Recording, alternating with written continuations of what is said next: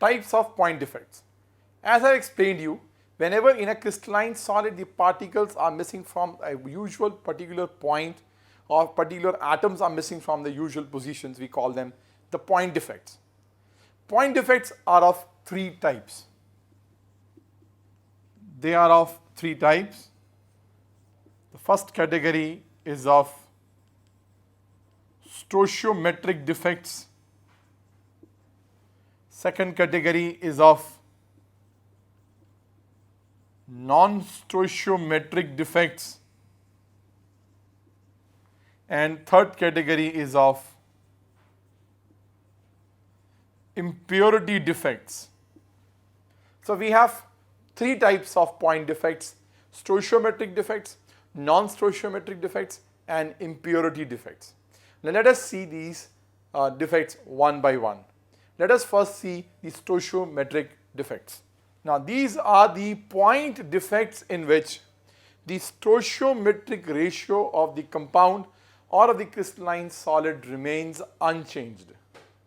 The stoichiometric is not changing because of these defects. It remains the same. So such defects are called stoichiometric defects. Remember, they are the types of point defects. Now, these stoichiometric defects are of four types.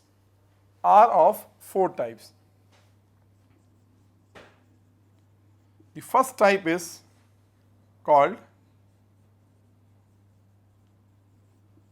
vacancy defect. Second type is called interstitial defect. Third type is called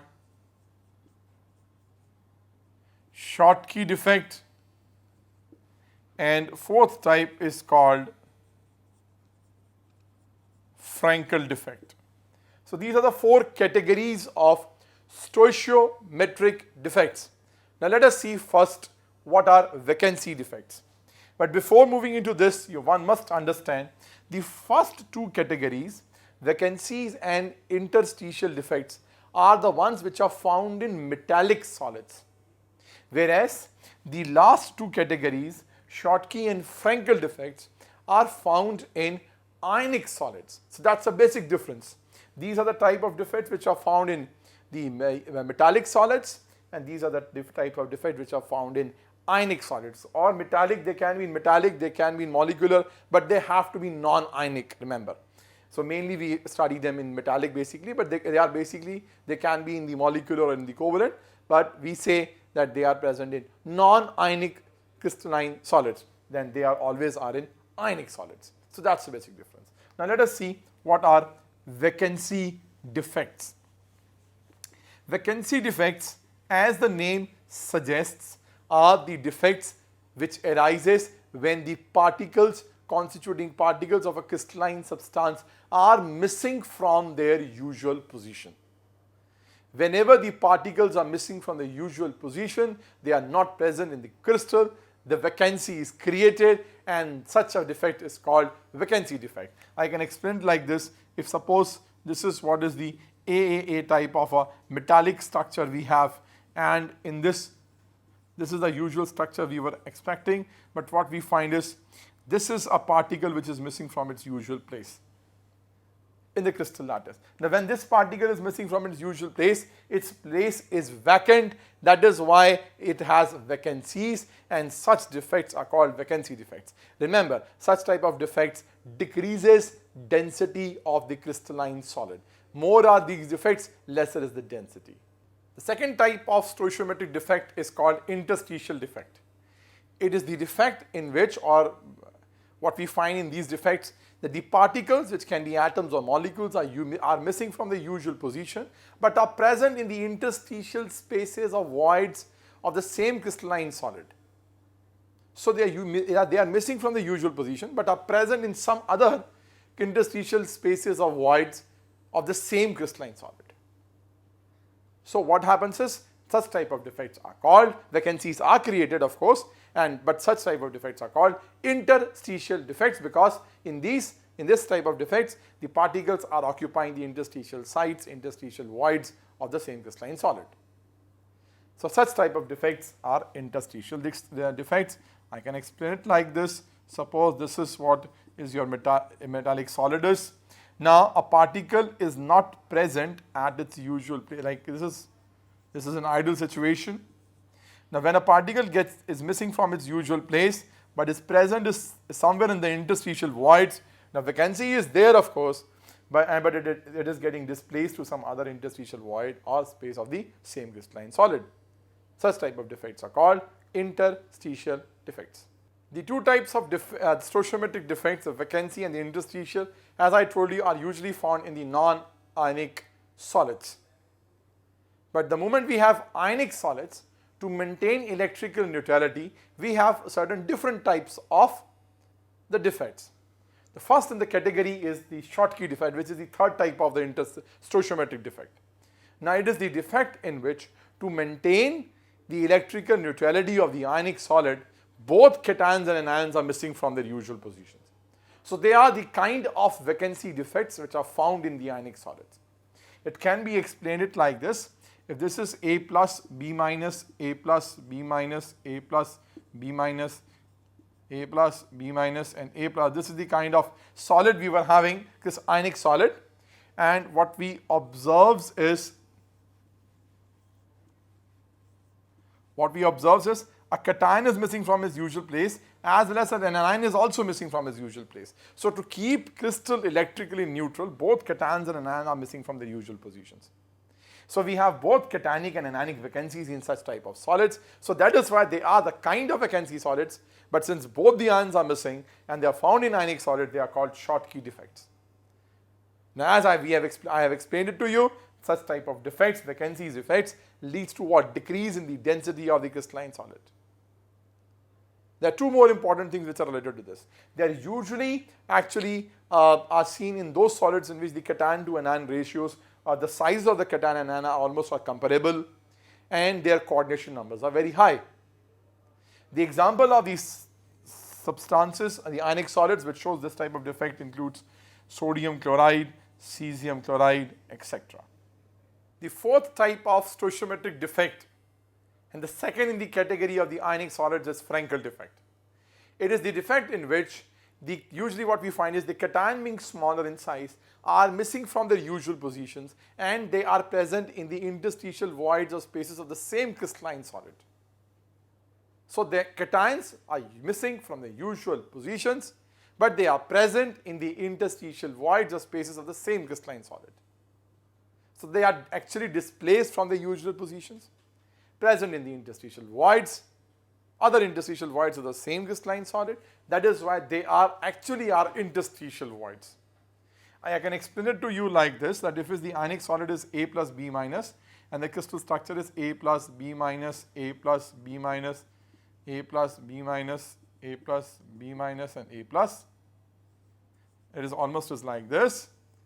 What we find in the Frenkel defect is a cation is missing from its usual place, but it is present in some other interstitial void or space of the same crystalline solid. So it's a kind of an interstitial void or interstitial defect, which is actually in ionic solid is called Frenkel defect. In this, no change in the density takes place because the ions are not missing from the crystalline solid.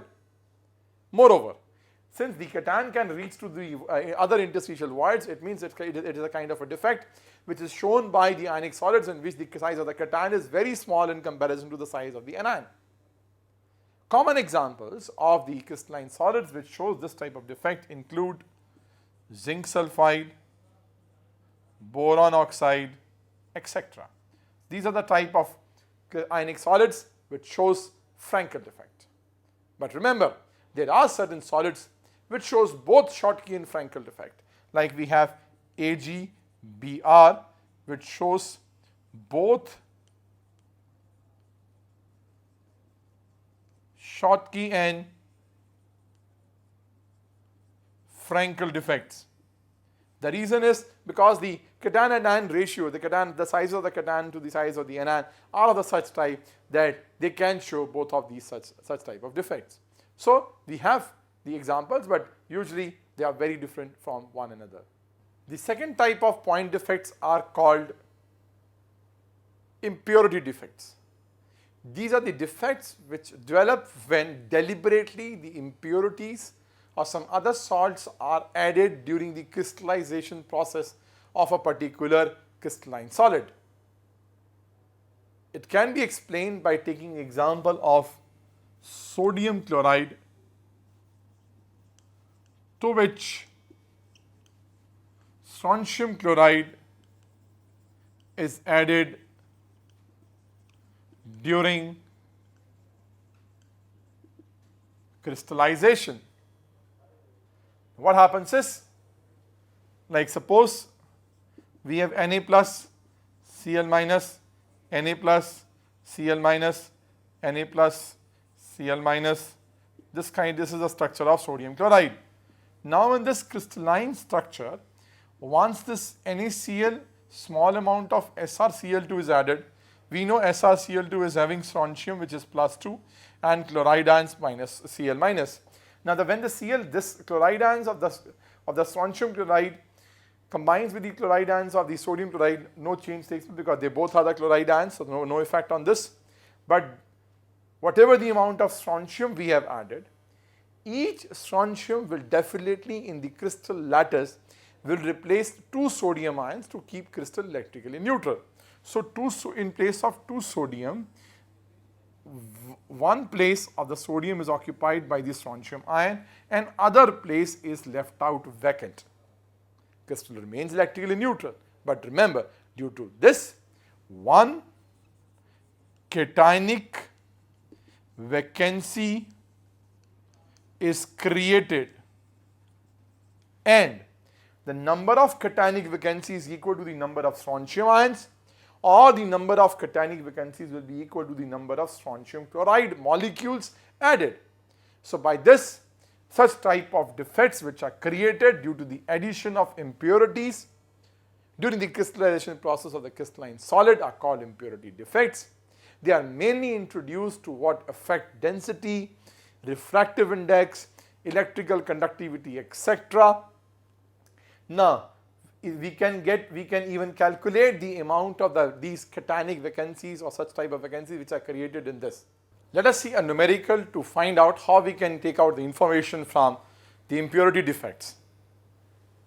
The NaCl is mixed with 10 to the power minus 5 mole percent strontium chloride. Find the number and the nature of the vacancies created.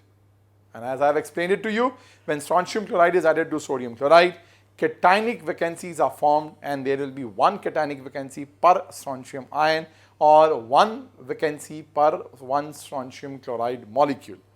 So we know the cationic vacancies are created on addition of strontium chloride, and number of cationic vacancies is equal to number of SrCl2 added.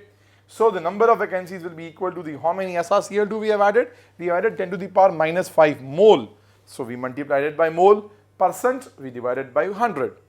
So it becomes 10 to the power minus 7 into 10 to the power 23 makes it 6.02 to 10 to the power 16. So this is how we can find out the number of even vacancies created by adding the impurities and impurities during the crystallization process of a crystalline solid.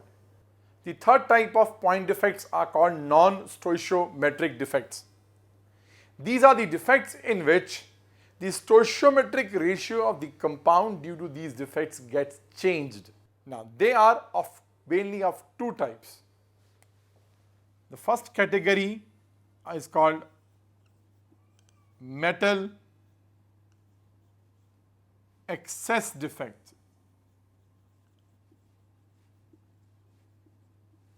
Metal excess defects, and the best example to explain is that when sodium chloride is heated with sodium vapors, it turns to yellow solid. This happens because if suppose this is the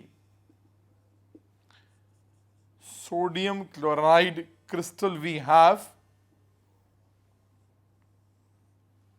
now when this is heated with sodium vapors, what we find is they get stuck to the surface of the metal like this here. Now chloride ions diffuses out and forms sodium chloride like this. Now this happens when, because here we know we have sodium ion and chloride ion, but remember we were having only sodium present at the surface of the sodium chloride crystal. Now this sodium chloride is formed at the surface because sodium loses its electron, and that electron which is lost by the sodium enters into these anionic vacancies to keep crystal electrically neutral. I am repeating the whole process. When the sodium chloride crystal is heated in sodium vapors, the sodium vapors gets attached to the surface of the solid, chloride ions diffuses out and sodium chloride is formed. Now how the sodium ions are formed? The sodium actually loses electron which occupies these anionic vacancies, and this is how the sodium chloride is formed on the surface of the sodium chloride crystal. Now such anionic vacancies, this is an anionic vacancy. Now such anionic vacancy occupied by electrons are called F centers. F centers. Forbes centers, which is a German word which means color. So these anions in these electrons in these anionic vacancies vibrates in the sodium orbitals, so they vibrates and impart color to the crystal. So that is why these, now in this situation you can clearly think of there are more number of sodium ions than chloride ions. More number of sodium ions than chloride ions. So the ratio if we take between sodium ions and chloride ions will not be 1:1. This ratio will not be 1:1. So the ratio gets changed. And here this is due to the anionic vacancies which are created because anions moves out of the crystal. So such type of defects are called the metal excess defects. We have one more example to explain this. The second example we can take to explain metal excess defects is of zinc oxide, which is a white colored crystalline solid which when heated changes to golden yellow zinc oxide. Now this happens because the oxide ions on heating leaves the crystal, and the zinc ions which are formed actually they leaves their places and enters into the interstitial voids. And the anionic vacancies which are formed are occupied by the electrons which are left out by the oxide ions, at which they impart colors. So F centers are formed. So when it is basically the metal excess defect which develops in the zinc oxide, due to which F centers are formed, and as a result the white colored crystalline solid becomes golden yellow. Now in this case, as I have explained it to you, the defect is actually due to the shifting of the zinc ions to the interstitial voids. So it is due to the presence of the extra cations and which are getting displaced to the interstitial voids. So the ratio is not exactly than 1:1. So such type of examples or defects are called metal excess defects. The second type of the non-stoichiometric defect is called metal deficient defects. These are the defects in which the metal ions, the metals are lesser in number than the anions, the non-metals. That's why the deficiencies are called metal deficient defects.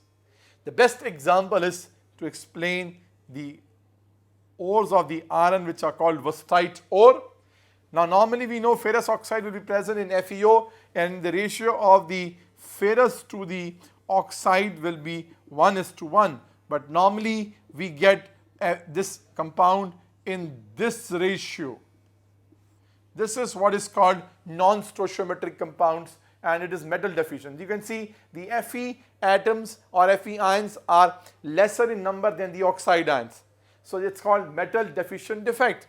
In fact, this ratio can range from 0.9301.0 to Fe 0.98 oxide 1.00, and this happens because few few ferrous gets oxidized to ferric ions.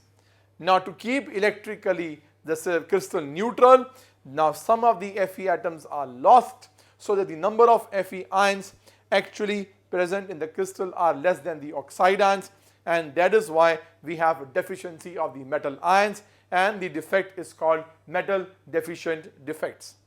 Now in these type of metal deficient defects or Fe oxides of iron, we can find out actually how many of the ions are in +2 state and how many of them are in the +3 states.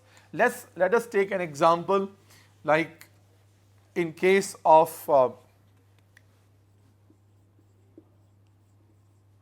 this non-stoichiometric compound, we wanted to know how many of the Fe are in +2 state and how many of them are in Fe3 state.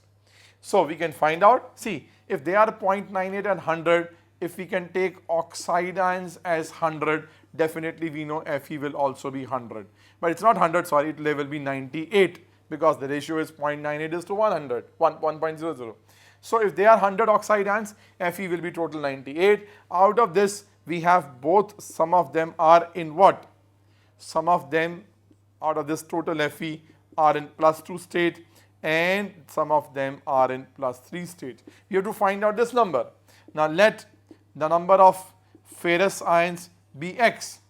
Therefore, the ferric ions will be 98 minus X. Now compare charges. Now the charge present on the ferrous ions is 2 plus 2 and the charge present on ferric ions is 98 minus X into 3, which will be equal to the charge on the oxide ions, which is 2 into 100. See, minus charge, we can take the negative if we can take this charge of oxide ions on the left hand side.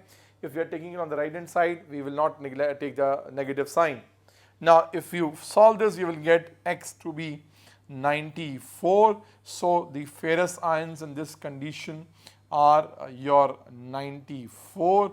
So ferric ions are actually 98 minus 94, so they are 4.